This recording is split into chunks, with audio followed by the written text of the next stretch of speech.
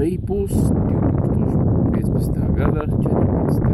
februāris Valentīna diena. Rekur redzam Ernītis ar Ēriku makšķerē. Viņiem ar diezko labi nesokās.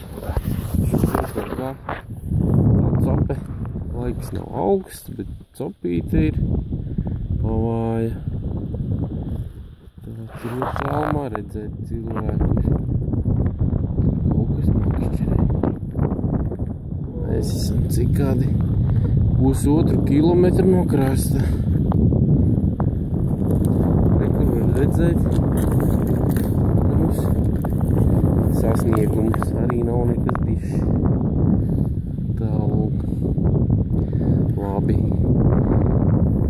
Reportāža tiks pēc kāda laiciņa turpināts. Cerams, ka būs labāk sasniegumi. Paldies!